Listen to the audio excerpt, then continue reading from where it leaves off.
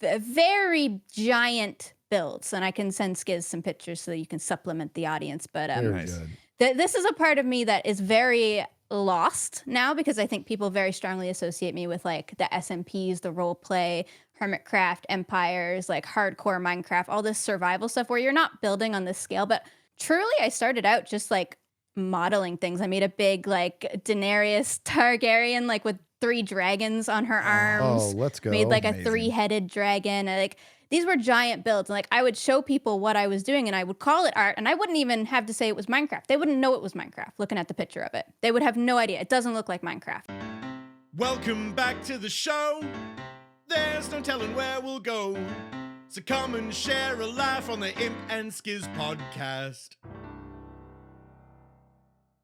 We're back on the couch. We know what that means. And this time you can actually see we're actually starting with this angle. But everybody who saw the thumbnail, they understand what's it's always going a on. dead giveaway. It's always like a dead literally giveaway. there. So Yeah. it's like we always come in pretending like it's going to be different. It's never different. There you go. But it's always going to be better. And now we have GeminiTay up on the screen. Hello. Happy to have you. Thank you for joining us, Gem. So good to have you here. Thank you for having me. Love your decor, by the way. Yes. What a fantastic Thank you. Welcome to my space. office. It's amazing. What's the heart on the couch going scrolly there? Like pixely frame thing. YouTube gave it to me. Well, that is super cool. Isn't it cool? Super cool. Not sponsored. And it looks like, okay, so I'm in shorts and a t-shirt. Well, Skizz isn't. But you're all Skizz cozy could be there. in Canada. I take it it's a little bit colder there than it is here. Yeah, around 0 degrees I don't know what Celsius that today. means. That's like freezing. Yes, you we do. Learned You that, play we learned that in Phasmo. Phasmo. That's We freezing. play- Come we got on, freezing Impulse. temps. That's a haunt too. I know that you know what 0 Celsius How do we is. not see your breath right now? Stop pretending. Yeah, I was walking the dog this morning. It was cold, so we have hat Nice. and nice. full. Well, it is great to have you here. One thing we like to do on the podcast is never assume that people like just straight up know you, like every listener knows you. So we're going to put you on the spot and just allow you to introduce yourself to our listeners. Oh, that is on the spot. Hello, listeners. I'm Gem. I make Minecraft videos, and sometimes I stream. Mostly, I just do YouTube. That's it. I build and stuff. That's it. She's a fantastic builder, by the way. Yeah. Intros are hard. That's hard. Yeah. But I mean, you nailed it. I mean, basically, Minecraft YouTuber. That's been a lot of our guests on the show, actually, is because that's the world we pretty much live in. So that's why you're here. We love hearing stories of how YouTubers get started, what the experience is like in your life, your daily, how you get your work done and all the different things you do. So we're gonna dig into that a little bit because I think a lot of people listening that it's the whole YouTube world is still new to like humanity, right?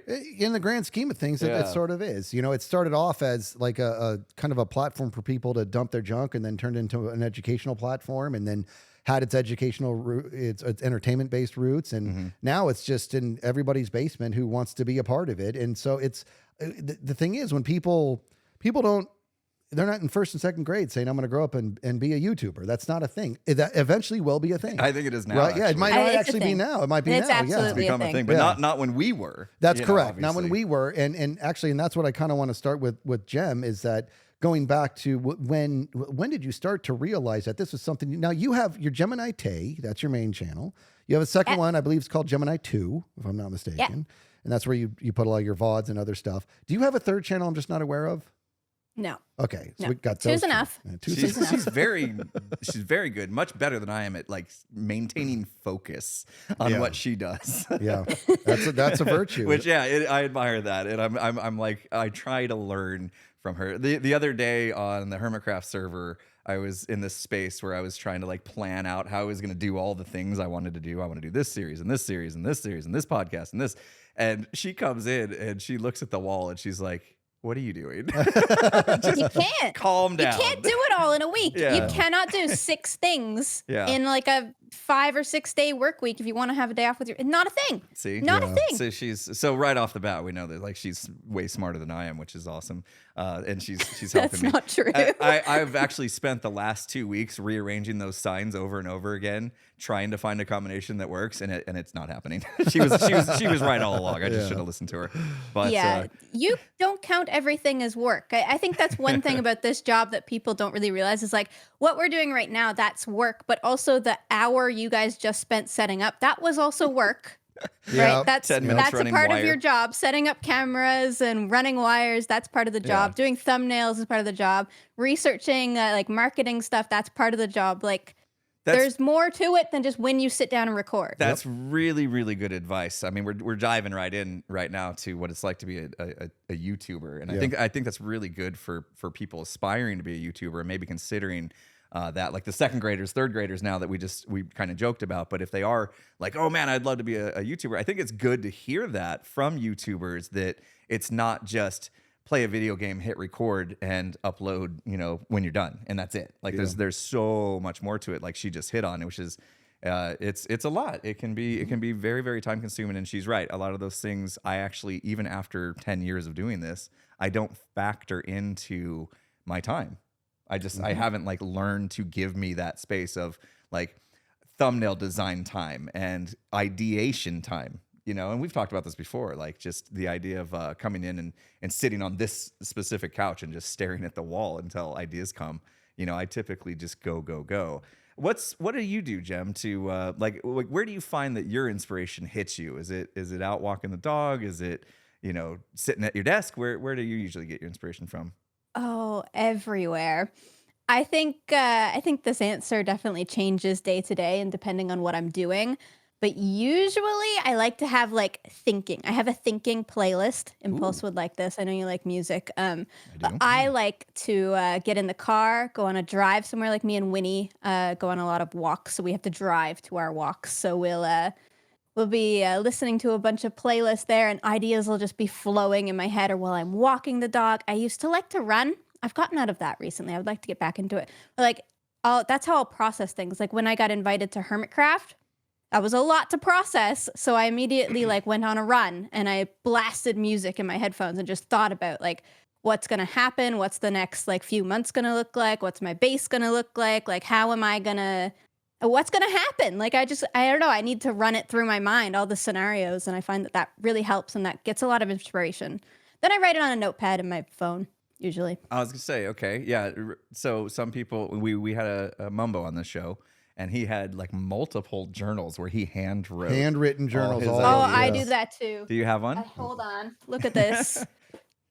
There you go. Creeper on it even. Nice. We got the creeper journal. Yeah.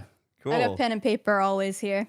That's good. I think I don't do it. I should. Like I rely on digital just because it feels convenient to me. But I think interestingly, there's like something just there when you write something down. It helps. It's just, your mind. I think it would help your scheduling too, Impulse. You see behind me here, that's my schedule. I am jealous of that whiteboard. Yep. Right there. It's a whiteboard. I physically write it. I wipe it all off, write a new month on it, and write down everything that I've got to record. So you wrote like the specific time that you were supposed to be on the podcast on there. And then when we were 30 minutes late, did you cross it off and fix it? I'm not that specific. I don't care. She wrote the word morons under it.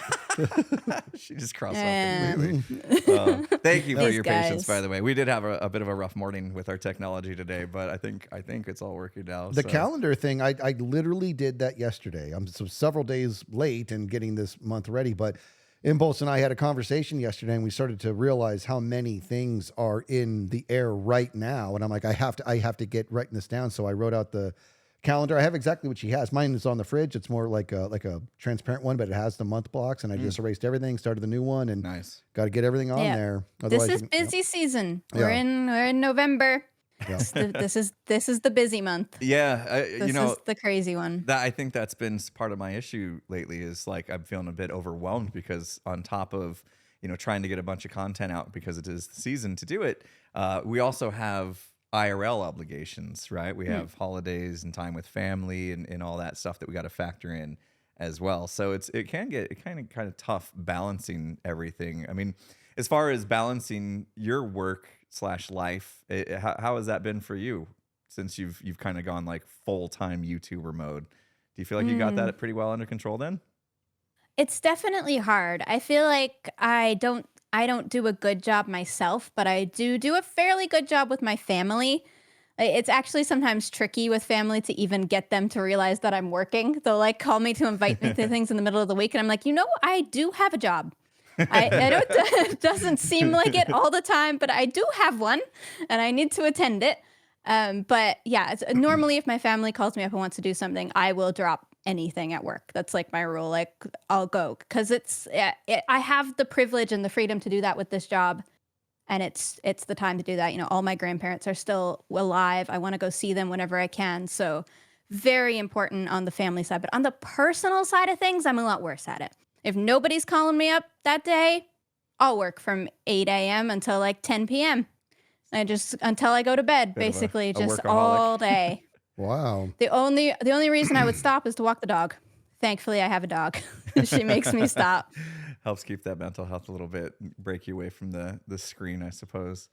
But Yeah, I mean, that was definitely. a great point that you brought up because, like, yeah, we just went into like being a YouTuber is all these extra things that most people don't think of. But then you start talking about the benefits is like, yeah, we can actually step away or we can, if we're, not having a great day and don't really feel like we can put our best foot forward, we can take the day off. We have a little bit of that extra freedom because we make our own schedule. Yeah. So Huge privilege that comes with this job. I mean, if I was working my like traditional job in the hospital, I wouldn't even have Christmas off. Like people in the hospital work straight through. Sick people don't take Christmas. Yeah. Like you work forever. So it's such a huge privilege to be able to just be like taking the holidays off. Like that's it. I'm gonna make a video the week before, and that'll go up during Christmas, and I'm done. Yeah. You and I, right out of college, we were doing tech support for like over 30 different hospitals or something like that, and it's the same thing. It's like it's a 24/7 gig, and yeah. So you're right. This is a great world. Let's rewind a little bit. Let's go back before you were an actual YouTuber. This is going to be back. It's obviously going to be before Hermitcraft. It's going to be before a lot of the series before Hermitcraft, and you just started to realize that this could be something. What is it that sparked your interest? And was it Minecraft the whole time, or were you doing other stuff? No, it wasn't just Minecraft. Well, first of all, we have to take into the context that I was 14. Oh my So goodness. Started very young. I didn't have, it's not like I was working some job or going to college or had my life figured out anyway. Like I was just in the stage where you're 14 and you don't have that much else to do. Like you can't even work legally a normal job yet at that age. So you're just, I was watching YouTube and I would watch a lot of vloggers. And after a little while, I think in that same year, I would watch Minecraft YouTubers because my friend in that school year when I was like 14, 15, we would play Minecraft on our phones, Pocket Edition, recess in the hallways. And that was like the best thing ever.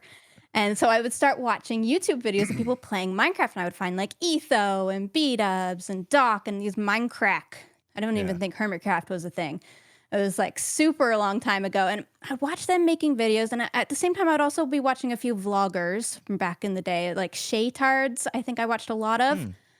And I was like, I could do that. Like I have this thing where if I see somebody doing something, I just have I could do that.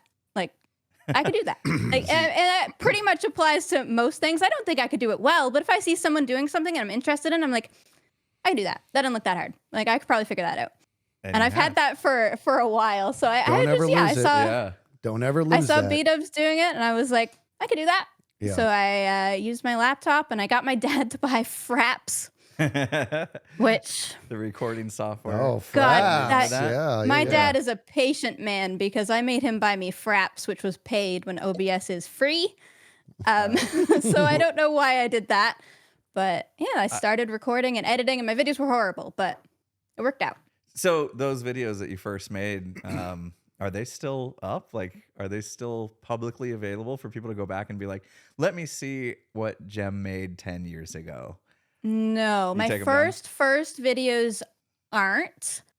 My very first video that I ever made, I don't even have. I made vlogs when I first started. I would get my cousins together and would do skits. I would carry around a home video. And before even YouTube was a thing, I would do this. My dad made home videos of us as kids, which would now, I guess, be a family vlogs, but they were never posted on the internet, obviously. It was just like a camcorder in the early 2000s, like going around filming us. And so I would film a lot with that when I was a small child. So the first thing I made was vlogs and skits like that. And I think I just made 3 of them, quickly deleted them. And then I started on Minecraft and gaming because that was easier. It was just on the computer. You didn't need a whole other person, friends and stuff.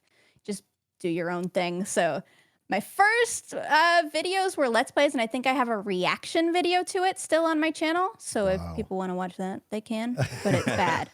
It's bad.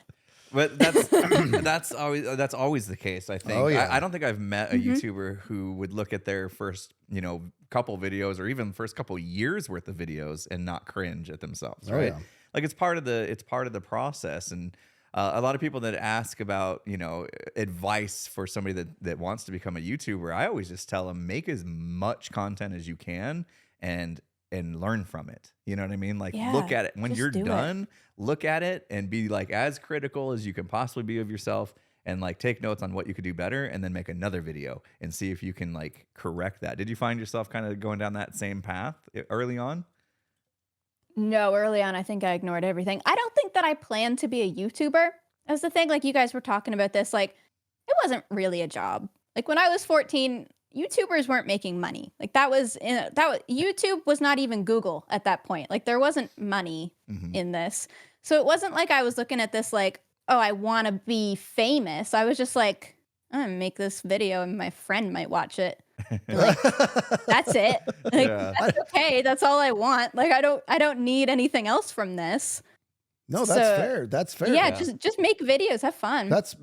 I have another channel entirely that's Wayouts that I created 1 billion years ago, and it was specifically for what Gem just said, is to make videos for friends and family to watch. And the first one I ever made was a music video compilation of all of Fedor Emelianenko's greatest fights. Because he's a fighter. Yeah, he's an MMA, like world-renowned MMA fighter. Anyways, he was one of the greatest. And I put it to this Tool song just so I could show people and they could understand this fighter is amazing. And then also maybe like, dude, that's like, you put this together pretty well. Like I like doing that. I did something for the gym we used to work at. Yeah. And so I get it. Like, everything in the beginning is all about just an expression of art. And then it starts to reveal itself as maybe there's something a little bit more here. That's what I'm curious to hear about. The turning point for you when it went from, I'm just posting these videos for fun for friends, to like, at what point was it like, oh, I'm getting views and this could be a thing? Like, how did that all transpire?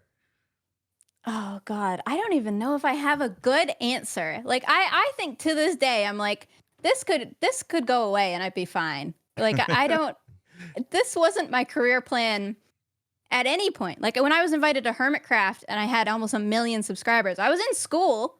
Like I wasn't planning on doing this. Not really. Like, I don't know. Like, I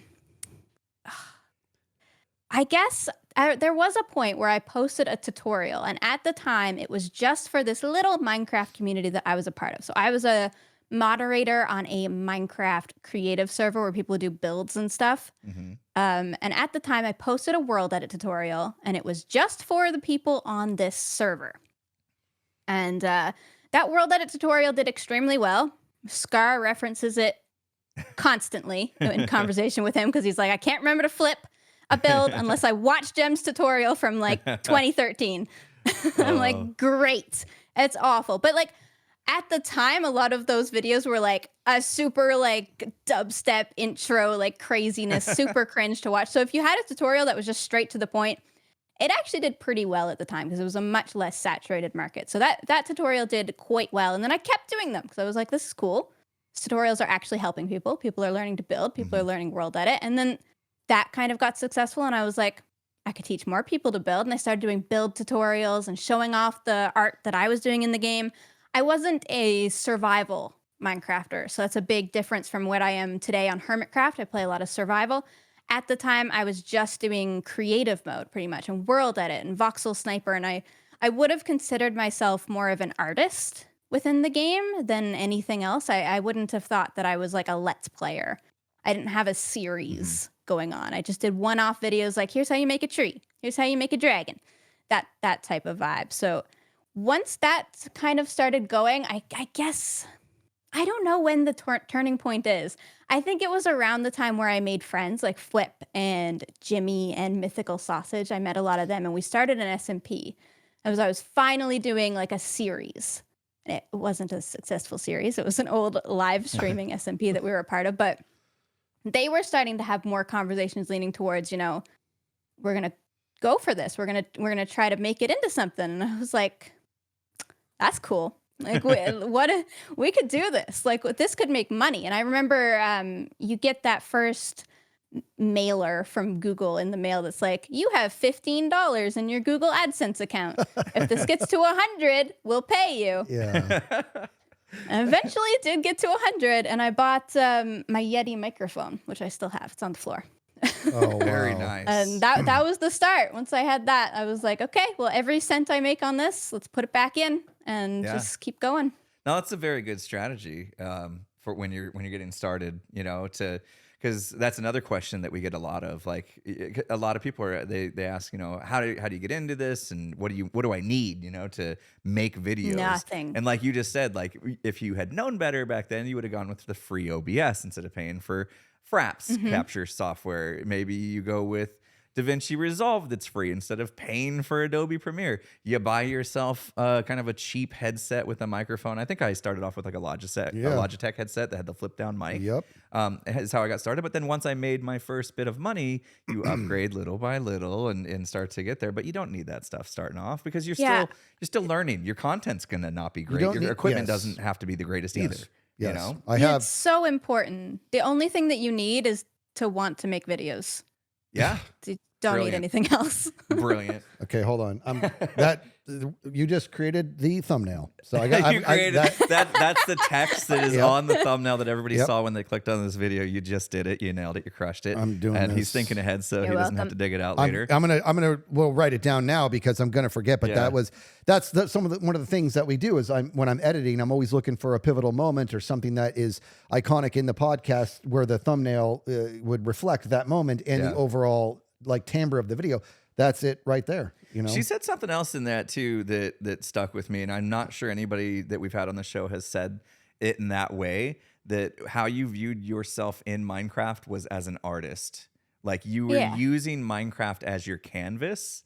And I don't know if we have had anybody state that in that way. Maybe Scar might have come close to stating it that way, but like that just for me, because a lot of people look at Minecraft and they know the Let's Play stuff. They know the whoa creepers and surviving the night, but they don't necessarily look at Minecraft as it is your canvas to draw on and create art.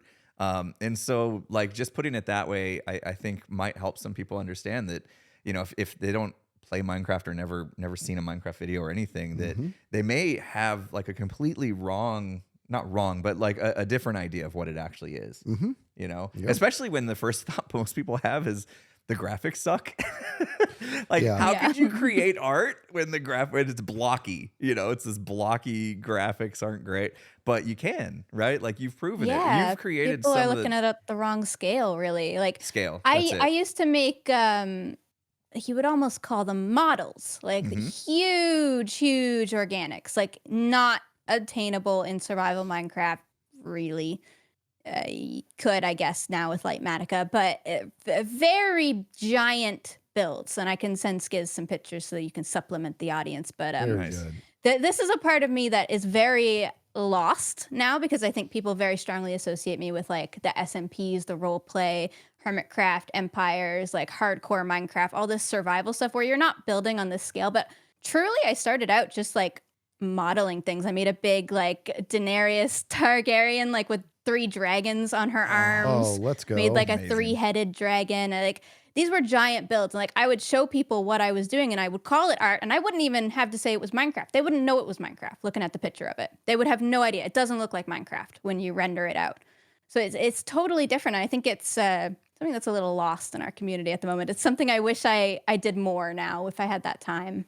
Yeah. Do you feel like there was a time for that and that time has passed and that's not something that we'll see a lot of coming back? Or do you feel like maybe that, kind of like old things becoming new again? Like my daughter asked for bell-bottom pants the other day and I was like, are you serious? They're bad. You know what I mean? So like, do you kind of see maybe that coming in the future for Minecraft and like what was old becomes new again? Like we're going to start getting like parody songs again popping up from Sparkles and, Yeah, well, I don't think it went anywhere. I think the creative building community is still huge, and like I was never one of the most talented people in it.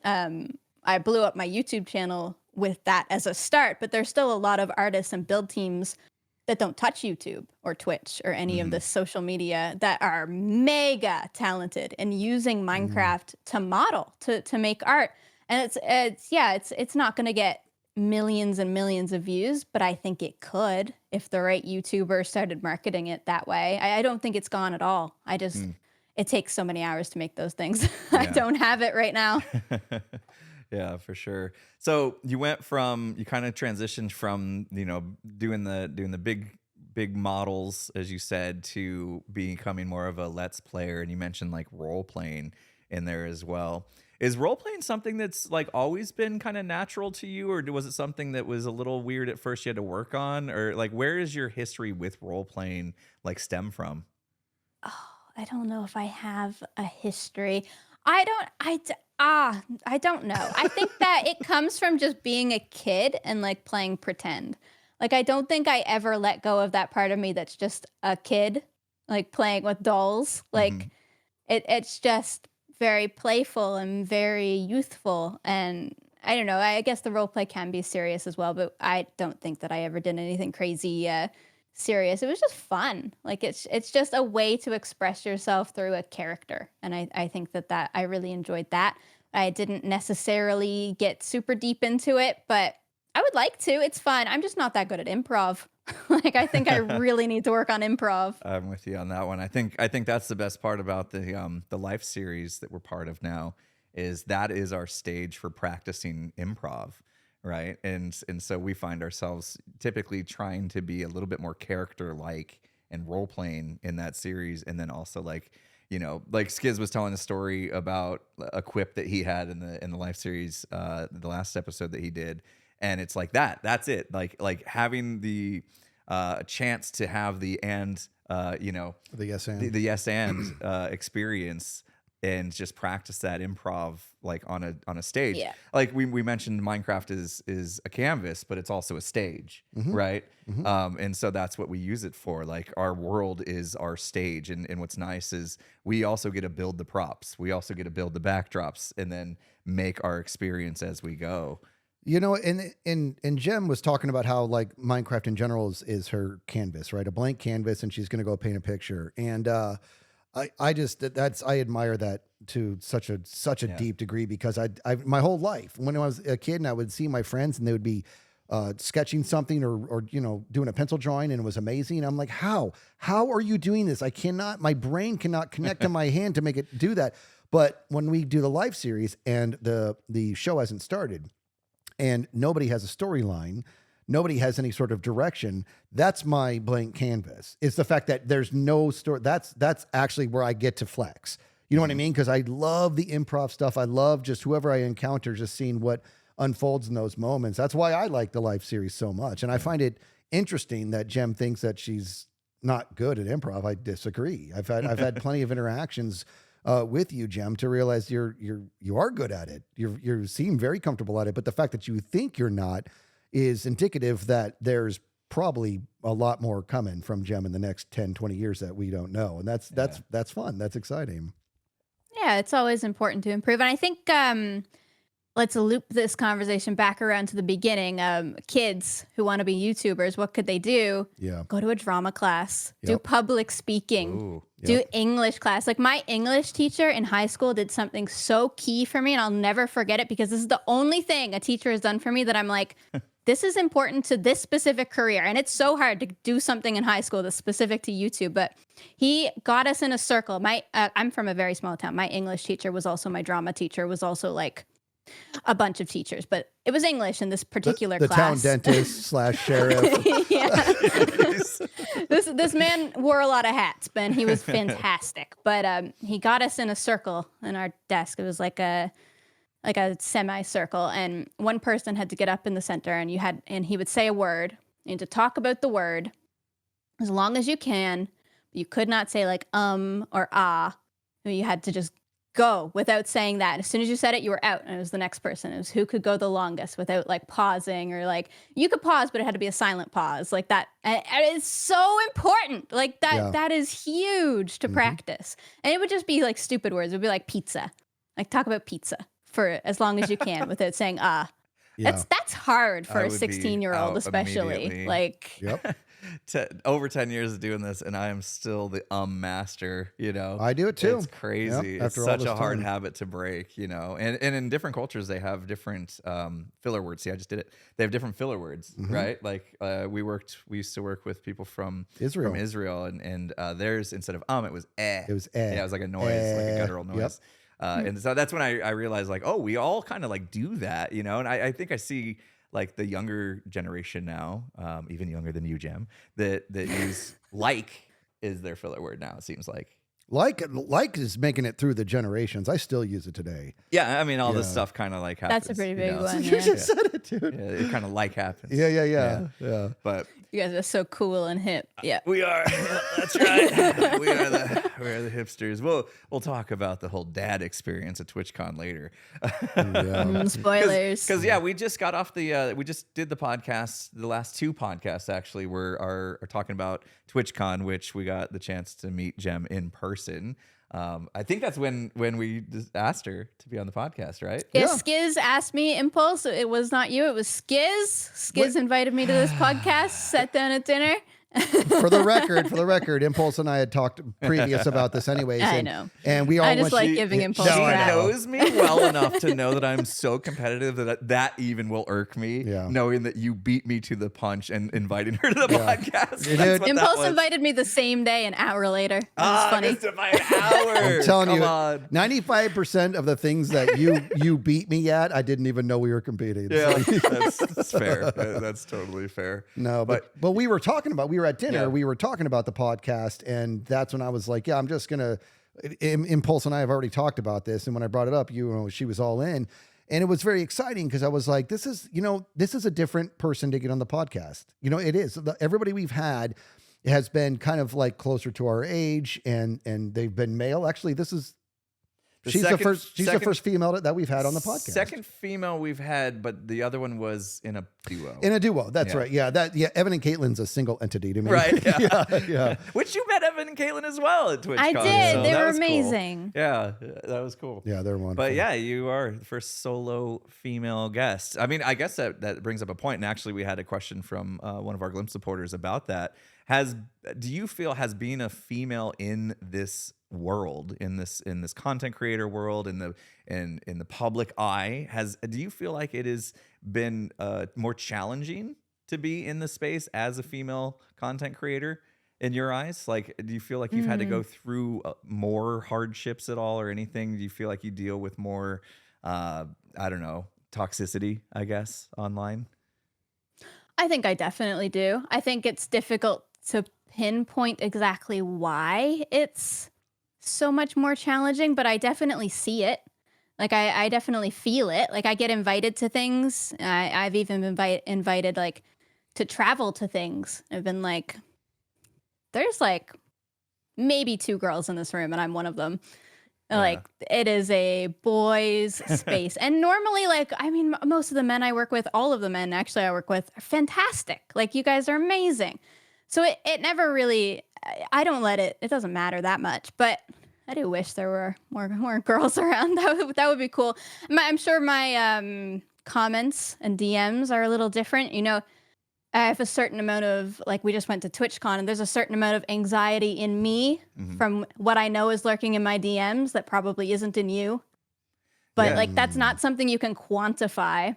Like, I don't know. I can't speak for you and what your experience is, but yeah, it's different. Yeah, I mean, I definitely have seen some of that surface, on the internet, and I think it's important for for you as a creator in the public eye to like help others that may be in the same boat as you were as a 14-year-old that maybe had that concern of like, oh, do I want to put myself in this world that potentially could lead to some toxicity and all that kind of stuff. And now that you've kind of like seen it, been through it and kind of overcome some of that, is there any like advice that you could give to people that might have that concern that are in the same space as you and kind of putting yourself in an environment where you feel like you're a bit of a minority as far as being a female? Oh God, I don't feel like I have any advice. I feel like I'm still living it. I feel like I need advice. I feel like it's just hard. Like it just is, and it's not getting better yet. I wish I could say that it was. I mean, we're working on it, definitely, but it's still there. I don't have anything deep or helpful to say about it. It's just there. And like, I think it's very important to call it out. And I think that that's less important for me and the other minorities, whether they're female or like gay or any minority group ever. Like, it's important for you guys. I think that's the key, is to make some good friends that are going to help, because I can't help myself in a lot of the scenarios. I need you guys to help fight it off. Yeah, I still feel, listen to you a lot of the time. I feel like we do our best to be advocates for just humans being good humans, right? Like, that's kind of the message that we've always tried to portray in our podcast. And you know, we don't. For me, it's really hard to look at things and see labels of anybody. You know what I mean? I don't care for labels. I view everybody as human beings. You know, and I think that it's important for people to realize that even on the internet, you may not envision them as human beings, because the internet kind of like hides the human aspect because it's digital, right? And so you get a lot of people that don't understand that those words of hate are actually reaching a real human being. And I think that's where like we need to help educate like the people that are on the internet. We talked about this, Skizz and I talked about this all the time, is like the internet, it almost feels like we weren't ready for it. You know what I mean? Like, humankind wasn't quite ready for it, and yet here it is. And we run into these things where it gets difficult, right? Yeah, and we have rapped about things like this, that technology in general is on such an exponential evolution that our ability to keep up with it that's a futile effort. It's never going to happen. It's always, whatever technology is presenting itself to humanity, it already won. We already don't know how to use it, right? So I saw this image the other day that was like, it took us 200 years to go from this to this. And the first picture was horse and buggy, and 200 years later was the F-15 stealth fighter, okay? And then it said it took us 2,400 years to get from this to this. And the second picture was the horse and buggy, and the first one was just a little bit older horse and buggy, right? So the premise being that like as we move forward and this stuff keeps happening, it's always the blind leading the blind. And because it's whatever the technology presents itself, the people who are supposed to be teaching the youth, the parents, they don't know about the technology, and the kids who are using it don't have anybody to refer to. Yeah. So it's like the kids are teaching the parents how to use it, and it takes this like kind of a life of its own for the people to realize what's good and what's bad about it, right? Yeah. And so it's one of those things to where the only thing we can do is recognize this as an absolute truth and be at peace with the fact that when new technology comes our way, whether it's social media or whatever it is, be wary. Just because we're just learning that now. You know, it says and by now I mean the last 20 years, but be wary of what is in front of you, because you don't know what's the day I heard what Snapchat was, the day I heard what it was, I was like, that's the beginning to the end right there. That is very, very bad. And I'm not saying Snapchat's bad. I'm saying the idea that somebody can make a picture, send somebody a picture, and then they think it's gone from the ether. It's not. You know, like I was like, everybody's going to believe that this is the case, and that's just a grain of sand on this beach. Yeah. And you're right. We're trying to learn, man. Let's go back and apply this to like some of the things that you probably dealt with as your parents started seeing your YouTube take off, right? Because, you know, as a parent, my daughter, and my daughter has asked if she can like become a streamer and stuff. I have my concerns that she's going to face some of that toxicity that we're talking about and not be able to handle it, right? And lead her down like a dark path, you know, a dark spiral.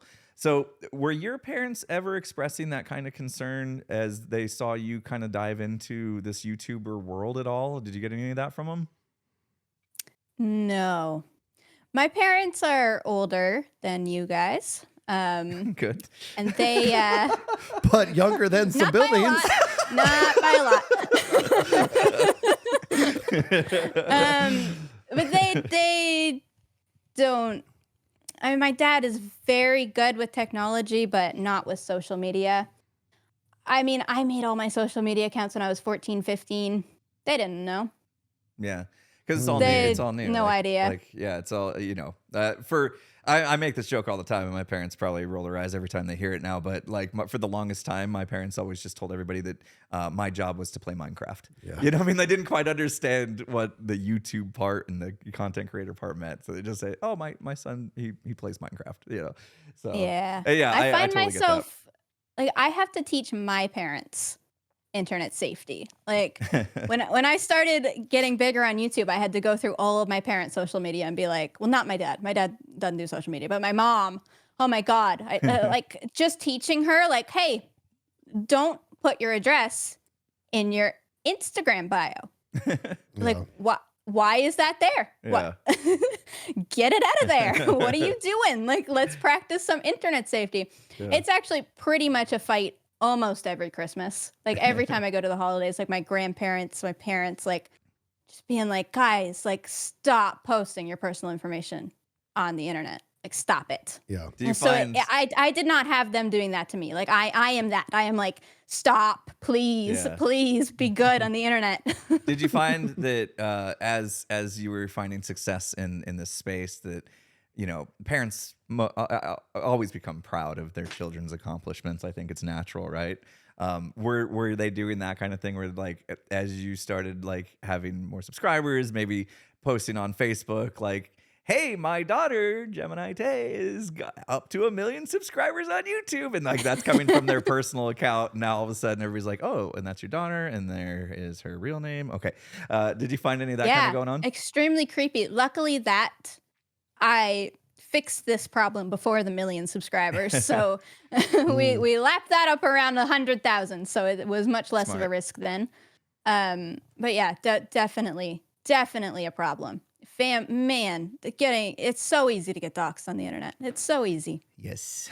Well, see, that's part of what I'm talking about, right? Is that, you know, the whole using like your real name and stuff like that. Some people use their real name and some people take precautions, some people don't. You go back and they're like, well, so-and-so, like they name like famous actors and stuff. They use their real name, and you can go back. You understand that we have more power, more investigative power in our cell phone than the FBI had in the 50s. You know what I mean? Like it's one of those things where it's like the thing has gotten so completely out of control to be able to track people down. Somebody had brought up something. I don't know if you told me about it, but the thing about people who are internet I don't know what the right word is, but internet stalkers are people who are trying to dox or whatever. The one thing that they have that people don't give them credit for is patience. And patience is it can be deadly when it's in the right hands. And people like that, when they have their mind fixed on something, it can be bad news, man, because they have nothing else to do. So they're just gonna keep going, and they have the entire FBI right in their pocket, and the things that they can do is, for example, you ready? My wife's phone got stolen. This is about 10 years ago. My wife and I went somewhere and somebody stole her phone. That sucks. And I'm like, all right, well, I don't think we realized it was gone for like a day or two or whatever. I don't remember. Anyways, they did cost me several $100s in calls to Mexico or whatever. And I was like, I don't know how to do this, but I'm going to find a way to track this person down. And I was able to, in about 2 hours, to locate the actual the house that was a few miles away that they were calling from. Like, because I connected this number over to Mexico, then that called this house back here or whatever. I was able to do something. And I was like, if I was a crazy person, I could go make some terrible things happen. I just needed to like have control of it, but I didn't do anything because I didn't want to throw my life away. Yeah. But they have patience. It's dangerous, man. Yeah. Yeah. Now you said you're from a very small, like town, right? So do you find that living in a small town helps or hurts when it comes to like people recognizing you and that kind of stuff? I'm just wondering, like, do you go to the grocery store and like people know that you're GeminiTay? You know? I mean, it's both. I get recognized frequently. That only started happening as GeminiTay around 1 million subscribers. Like, you're really like it's a little difficult to go outside. Like, somebody's gonna know you. But like, also from a small town, everybody knows you anyway. Right. So like, yeah, word travels fast that they got a famous YouTuber in their community, right? yeah, very awkward. I never know how to approach it when people come up to me and they're like reconnecting with me as they may have known me as a child or something, and they're like talking to me about work now. Like, they know who I am, but I like it still, it feels like a fan interaction because like they are able to know so much about me because of the internet. That's just the nature of it. I don't know a single thing about them. Like, I have no point of relation, but I have a lot of people who think that they really do know me and that we are best friends. So what do you do? It's like something that I'm really trying to figure out now, because it's like just something that like this year is really like starting to amp up. And it doesn't happen with fans. It happens with like people who already knew me and now extra know me because of my job. Yeah. And it's like, that's a different dynamic right there. That's a different, I never considered that dynamic is because like, so Mumbo said something very similar when we had him on, is that when they approach him, they know a lot about me and I have no frame of reference for them. That's normal. That's just math at that point. Right. But the dynamic, this is a third layer that she's bringing in here, that it's people who did know her before YouTube, and now they feel like YouTube was some sort of vehicle to where they're closer than they've ever been. And she's like, I mean, we grew up in the same area, but I got nothing for you. Like, she's not going to lie. I did watch the way you interacted with the very many fans that you had at TwitchCon, and you were great. You didn't seem uncomfortable. I love them. Yeah. Like, I don't want it. Yeah, I mean, I love it. I am doing this job. I enjoy attention. I want people to come up and I want to be friendly, but it is difficult in some scenarios. Like, you go home to a small town and maybe you're going home for something like a funeral, and it's like all of a sudden, maybe you don't want that attention, but it's going to come anyway. Like, you can't help it. Yeah. Yeah, it's like you said, the parasocial relationships is something that we have talked briefly on now and then on the podcast, but that is a completely different like layer to it. And I don't know that I've had that experience to where, well, I guess in a way, we got a text from a buddy of ours that we used to work with who actually tuned into a stream that we did last week, and I was it just like for a second I was like, wait a minute, this ex-coworker is watching our content, and for a minute, like, my brain just couldn't handle that. You know what I mean? Did you kind of have that same feeling when that came across? A little bit. I mean, it wasn't a big deal. It was obviously no, not a big deal, no. but it was like we tend to forget that how many people that we may like actually know IRL are watching our content. You know? Yeah, and it's like it's scary. Like, this is why it's scary. Okay, right? Perfect scenario. Somebody knew me when I was 8 years old. So they know my parents and my grandparents, and they know where I went to school because they knew me in real life. Now they don't know me for the next like 10 years, but they know my YouTube channel. And they know all of my previous personal information. Yeah. And they know my YouTube channel, and they're not careful. Like, they're sharing that. I've had that actually happen. Like, on videos of like fans asking questions, and people who used to know me like 2 decades ago answering the questions, being like, wow. Like, I've had to reach out to people that I don't know anymore to be like, I know you knew me, but this is wildly unsafe and inappropriate. Like, you cannot share this information, even though you're just being friendly. Right. Like, it's sketchy. Yeah. Yeah. pest control guy that came in and sprayed my studio, then comes to the video and says like, "Hey, it was great meeting you when I sprayed your yard the other day." No, it hasn't happened, but I can see that. Yeah, but it can. Yeah, easily, because people do come into our space, our workspace, and they see what we got going on. They see the silver play buttons or gold play buttons, whatever, and they're like, oh, I had I did have a landscaper who, because my phone number was in his phone, so we could communicate about like the grass watering schedule, stuff like that. He opened up his TikTok and my stuff started showing up because TikTok linked my phone number that he had.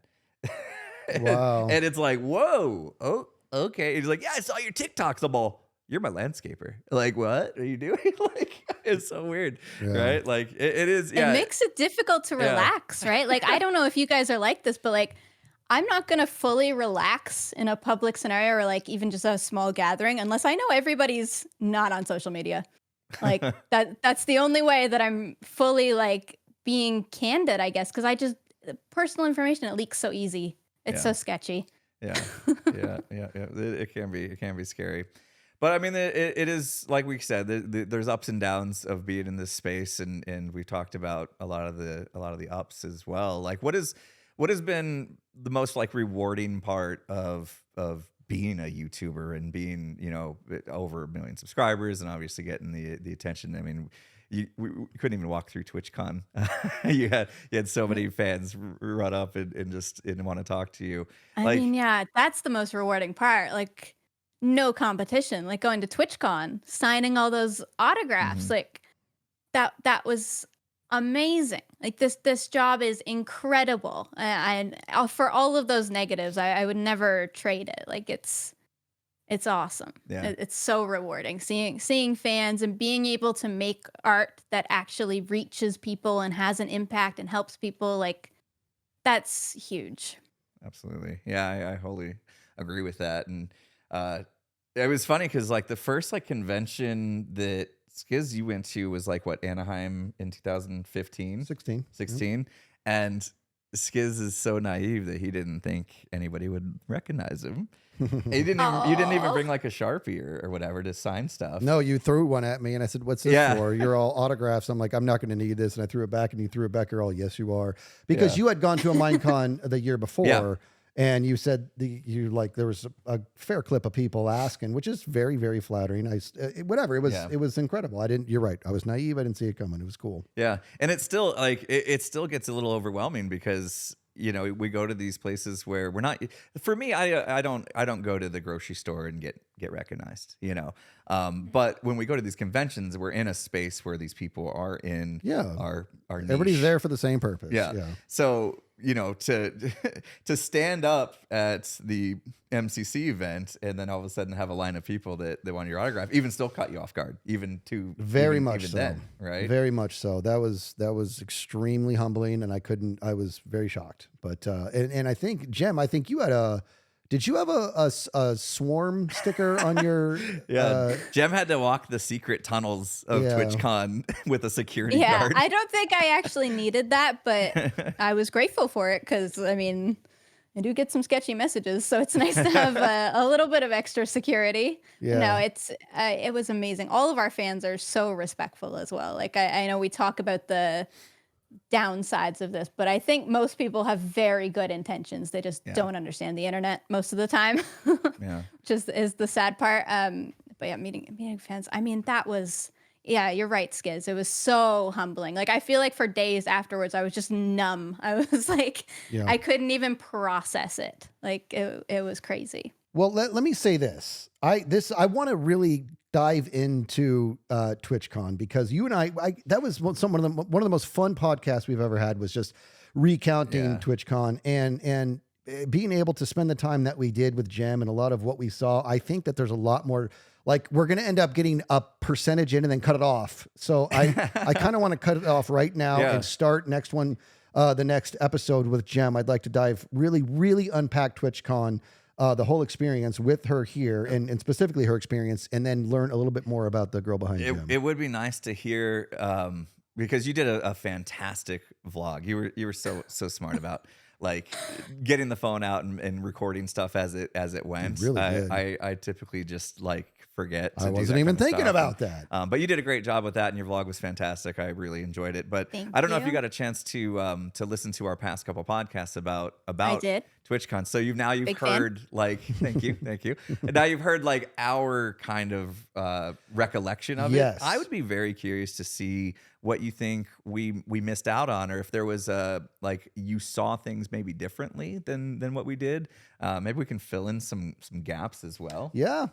Absolutely. That'd be kind of cool. And there's a lot of other stuff that we got questions for you. Yeah. So as much as I know our listeners and viewers like hate when we split stuff too into bad. 2 parts. You're cliffhangering them. Oh my goodness. They hate it. They hate Not the it. cliffhanger. And we do love them. We do love you guys. We don't do this because we like to make you mad at us. I do. Just kidding. Skizz loves it. He feeds off your anger. do. Comment below I can feel how your angry you are.